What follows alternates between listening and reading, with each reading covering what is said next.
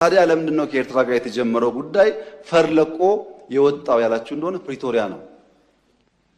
በወደቡም ስለምን ነበር፣ በልማቱም ስለምን ነበር፣ ስንለማመጥ ነበር፣ በጣም ስንለምን ነበር።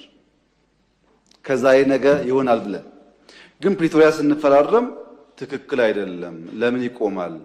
ቲፒኤልኤፍም ትግራይም ተጠቅልለው ካልጠፉ ቀጠናው ሰላም አያገኝም። እኛ እኮ ህዝባችን ናቸው ልብ ከገዙ እንዲጠፉ አንፈልግም አልንና አቆምን። በዚህ በኩል ማስቀጠል ሲያቅታቸው በዚያ በኩል ጀመሩ። አሁን ዋና ጉዳይ ጭቅጭቅ ውስጥ ግቡ ነው፣ ሳትዋጉ አትቀመጡ ነው። የኛ መልእክት ለኤርትራ መንግስት፣ ኤርትራውያን ወንድሞቻችን ናቸው፣ ከነሱ ጋር ውጊያ አንፈልግም። ለኤርትራ መንግስት ያለ መልእክት አንደኛ ጥይት አስተላላፊ አትሆኑ፣ ሀገር ሁኑ። ወደ ጎረቤት ሀገር ጥይት ማስተላለፍ ጥሩ አይደለም። አባይም ጸባይ ገዝቷል፣ የኛም ሽፍቶች ጸባይ ይገዛሉ እና አንድ ቀን ጥይት ሳመላልስ ብሎ ታሪክ ስለሚናገሩ ጥይት ማቀባበል ቢቀርባችሁ። ስለማናቅ አይደለም፣ እናያቸዋለን። ህገወጥ የሰዎች ዝውውር ቢቀር።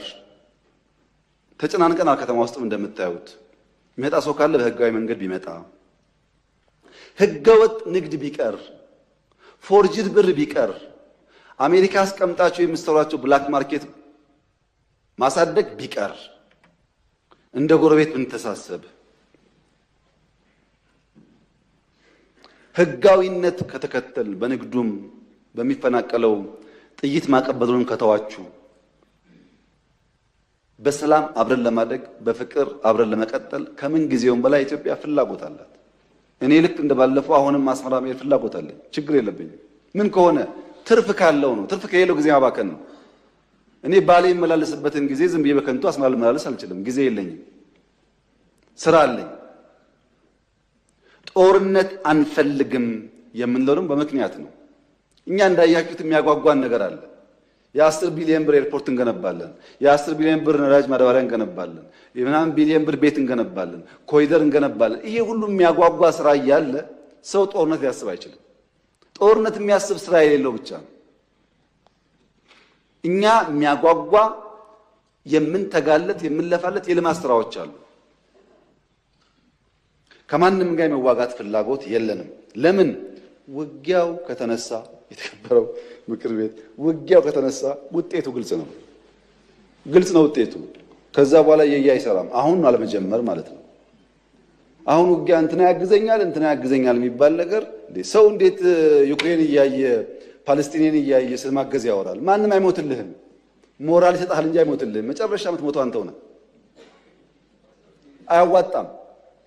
ከበደ አለ ተሰማ አለ የሚባል አያዋጣም። ከበደ ተሰማ 10 ጥይት ያቀብልሃል እንጂ መጥቶ አይሞትልህም። አየን እኮ በቲፎዞ ውጊያ እንደማይቆም እኮ አየን። እና አንፈልግም። ልማት ነው የምንፈልገው፣ ሰላም ነው የምንፈልገው።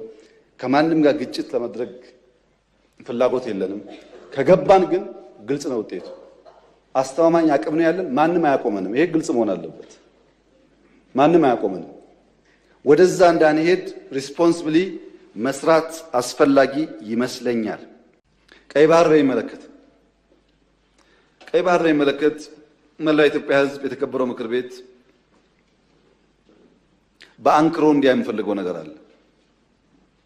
እኛ የቀይ ባህር ጉዳይ ህጋዊ፣ ታሪካዊ፣ መልክዓ ምድራዊ እና ኢኮኖሚያዊ ጥያቄ ነው ብለን እናምናለን። ይሄ ጥያቄ አንዳንዱ ነገ ካልተመለሰ ይላል። አንዳንዱ ነገ እኔ ስመጣ ካልጀመርኩት ይላል። ሁለቱም አያስፈልግም። ቀይ ባህርን ኢትዮጵያ ለማጣት 30 ዓመት ከዚያ በላይ የወሰደ ትግል ነበር። ታውቃላችሁ። በ30 ዓመት ትግል ውስጥ በብዙዎች ርብርብ ነው ኢትዮጵያ ያጣችው። ሌላ 30 ዓመት ያስፈልጋታል ብዬ ግን አላስብም። በተረጋጋ መንገድ፣ በሰከነ መንገድ በውይይት መሄድ በጣም አስፈላጊ ነው። የፈለገ ብንወያይ ግን ለማጣት የፈጀብን 30 ዓመት ለማግኘት ይፈጅብናል ብዬ ግን አላስብም። ጊዜው ግን በቂ ስለሆነ በተረጋጋ መንገድ ማየት ያስፈልጋል። ምክር ቤት የኢትዮጵያ ሕዝብ እንዲያምፈልገው ግን ጥያቄው ስናነሳ አንዳንዱ ሾርት ስለሆነ ሚሞሪው ዛሬን ብቻ ስለሚያስብ ትንሽ ዳራው ልስጣችሁ። መጀመሪያ ኢትዮጵያን የቀይ ባህር አክሰስ ያሳጣው ውሳኔ ማን ወሰነው? ካቢኔው ይሆናል ብለን የካቢኔውን ዶክመንት ብናገላብጥ የለም፣ ካቢኔው አያውቀውም። አይ የለም ምክር ቤት ይሆናል የወሰነው ብለን ብንወስን ምክር ቤቱም አልነበረ፣ ምክር ቤት አያውቀውም ውሳኔው።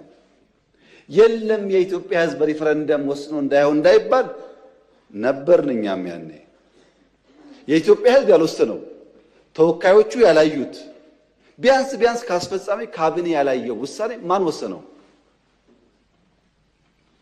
ማጣትን የሚያክል ነገር ያጣንበት መንገድ ህጋዊነት ችግር እንዳለው ማሳያው ተቋሞች አልገቡበትም። ካቢኔው አያውቀውም። አንድ ገጽ ወረቀት ማግኘት አልቻልንም። እንዴት እንዳጣ ነው የሚያስረዳ እና ህዝብ የማያውቀው ፓርላማ የማያውቀው ካቢኔ የማያውቀው የኢትዮጵያን የባህር አክሰስ ውሳኔ የሚያሳጣ ነገር የወሰነው ማን ነው የሚል ጥያቄ ማንሳት እንዴት ስህተት ሊሆን ይችላል? ካለ ይነገረን።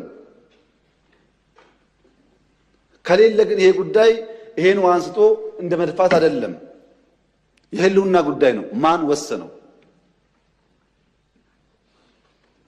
ይሄ ነው ጥያቄው። እዚህ ጋር ሁለት ችግሮች አሉ። አንደኛው የተዛባ ትርክት ውጤት ነው። የሚገባንን መጠየቅ ነውር አድርጎ የሚያስብ የሚገባንን ማንሳት ትክክል አይደለም ብሎ የሚያስብ እሳቤ፣ ይሄ ደግሞ የትርክቱ ውጤት ነው። ግን ለእናንተ ለማስታወስ እንዲሆናችሁ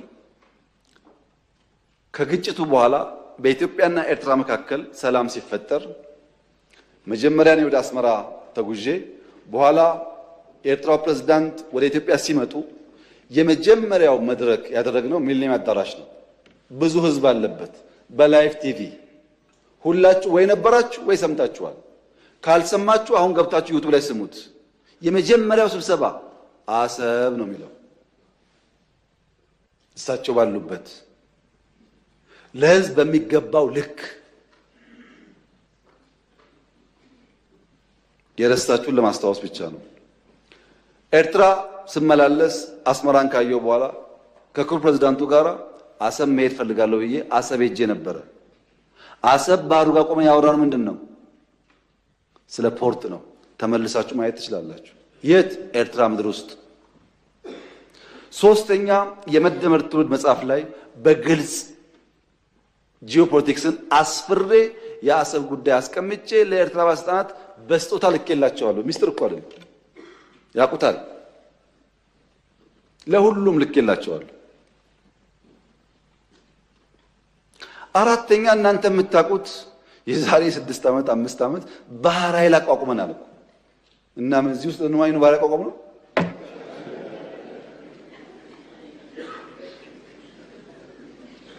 ለምን ሰዎች ይሄን ደምሮ ማየት እንደሚቸገሩ አይገባኝም።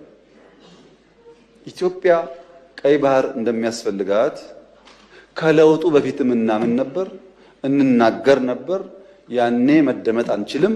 ከጀመርንበት ቀን አንስቶ ግን ንግግሩ አለ። ያ ንግግር ግን ሰላማዊ መሆን አለበት። የተከበሩ እንዳነሱት ከኤርትራ መንግስት ጋር ተስማምተን ከዚህ ወደ አሰብ ሄደው መንገድ ጠግነን አልኩኝ። እንከፍታለን ጠግነን ነበር። ከጠገን በኋላ ችግር አለብን፣ ፖርቱ ተዳክሟል አሉን። አሁን አንዳንዶች ልክ ጸቡ እንደ ኦቨርናይት የመጣ የሚመስለው ሰው እንደዛ አይደለም። ታሪኩ ስለማንናገረው ነው። መንገድ ጠግነን ከጨረስን በኋላ ፖርቱ ችግር አለበት ሲሉ የጋራ ወዳጅ የሆነ ሀገር ለምነን ጄኔሬተር እና ክሬን በእርዳታ ወደ ኤርትራ እንዲመጣ አድርገን አሰብ ፖርት ሲደርስ የኤርትራ መንግስት አልፈልግም ብሎ መለሰ። ያኔን የገባን ይሄ ነገር ለካ ተስፋ የለውም የሚለው መንገድ ጠገን ለምንም ብናመጣም ፍላጎት አልነበረም። ወደ ኤርትራ ልክ እንደ ሱዳን ልክ እንደ ጅቡቲ በእኛ ውጪ ፓወር ትራንስሚሽን ቀጥለን ፓወር እንስጣችሁ ጄኔሬተር አትጠቀሙ ብለንም ቆይ እናስብበት ነው የተባለው። አሰብ ሲሄድ የአሰብ ከተማ ቅድም ብያችኋለሁ፣ ኢትዮጵያ ውስጥ የቤት ችግር አለ። 1.5 ሚሊዮን ቤት መገንባት አለብን ብያችኋለሁ። አሰብ ሲሄድ ቤት አለ፣ በር አለ፣ ሰው የለም።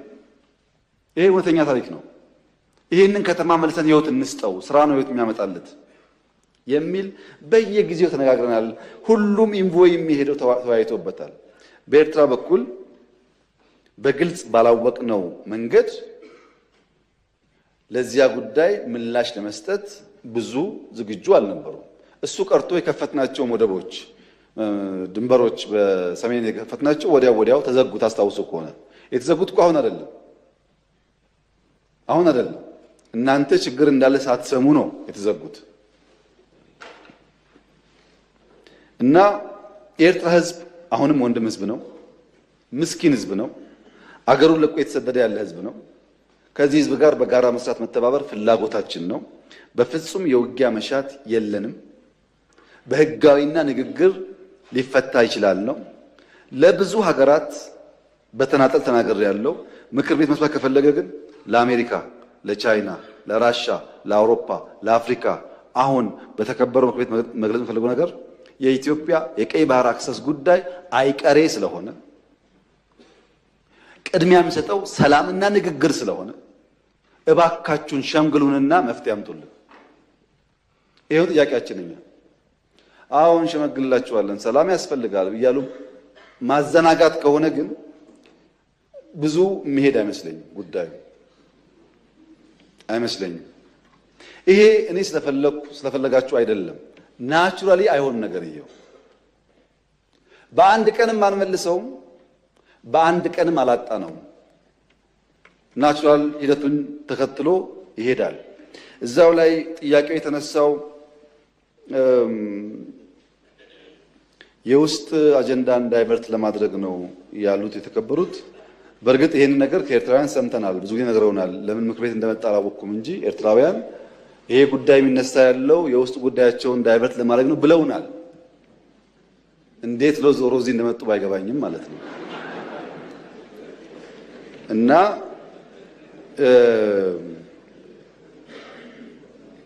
በፍጹም አይደለም። ኢትዮጵያ ውስጥ ዳይቨርት የሚደረግ ነገር የለም። ልማት ነው ያለው። ኢትዮጵያ ውስጥ አቃፊ መንግስት ነው ያለው። ምንም ዳይቨርት የሚደረግ አጀንዳ የለም። የህዝብ መንግስት ነው ያለው። ለህዝብ የሚሰራ መንግስት ነው ያለው። ውጤት እያመጣ ያለ መንግስት ነው ያለው።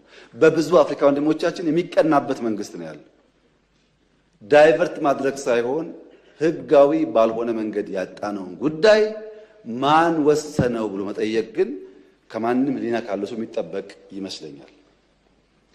እና በዳይቨርሽን ታይቶ ትርክቱ እንዳይበላሽ የእናንተም ታሪክ እንዳይበላሽ ብታስቡበት። እኔ የምሰጋው ነገርየው ሲሳካ ደግሞ ያኔም ብለን ነበር እንዳትሉ ነው።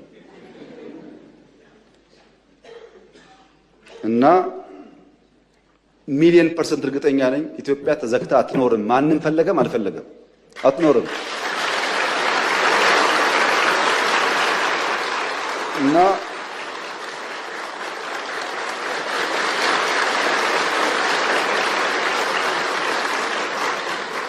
አንደኛው ችግር ትርክት ነው። የማይገባቸውን ህግ የማይፈቅድላቸውን እንደዚህ የሚያደርግላቸውን ጠየቁ። የትኛው ህግ ከወሰደው በኋላ ነው የጠየቅነው? ትርክቱ መፈተሽ ያስፈልጋል። ሁለተኛው ኢትዮጵያ ካደገች ብሎ የሚሰጉ ሰዎች ደግሞ አሉ። ሀገራት ኢትዮጵያ ኦልሬዲ ትልቅ ናት እኮ። የት ነው የምታድገው? በአፍሪካ ሁለተኛው ትልቁ ፖፑሌሽን እኮ ናት። በዓለም እኮ 10ኛዋ ናት። ትልቅ ናት። በነገራችን ላይ በየአመቱ ኢትዮጵያ 3 ሚሊዮን ሰው ገደማ ትጨምራለች። በየአመቱ አንዳንድ ኤርትራ ትጨምራለች። በየአመቱ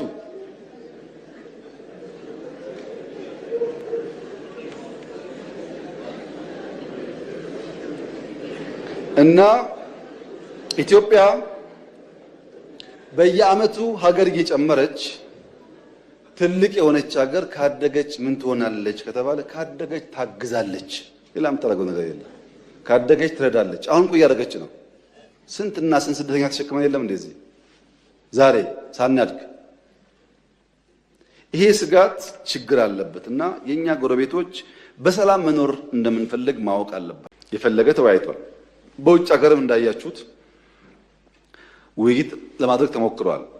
የሚያሳዝነው ግን አውሮፓ ለንደን ላይ ጥቂት ኢትዮጵያውያንና በርከት ያሉ ኤርትራውያን